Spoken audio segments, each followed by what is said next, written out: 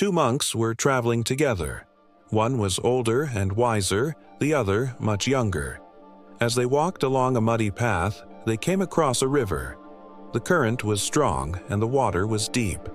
At the edge stood a young woman who was afraid to cross. She looked at the monks and said, "Can one of you please help me cross? I'm scared." The older monk didn't hesitate. He lifted her up and carried her across the river. He felt the weight of her body against his, the warmth of her skin. But he kept his eyes focused ahead, ignoring what his heart was racing. He set her down on the other side, and she thanked them both before disappearing into the trees. The younger monk couldn't believe what he had just seen. He stayed silent, but inside he was angry. "We are monks," he thought. "We've taken vows never to touch a woman. How could he just carry her like that?" They continued walking. An hour passed, then two.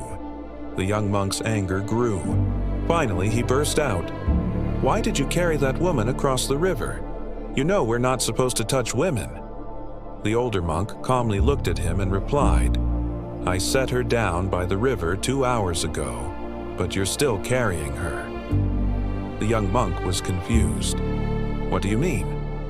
The older monk said, "We often carry past moments, mistakes, or pain in our minds long after they're over.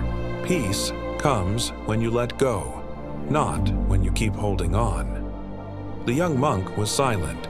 He realized that he still had a choice. He could keep holding on to his anger and resentment, or he could let it go. It wouldn't change the past, but it would make his present and future a lot lighter. They walked in silence for a while longer until the young monk finally spoke. "I'm sorry," he said. "I didn't realize." The older monk smiled. "It's all right," he said. "We all make mistakes. The important thing is to learn from them and move forward."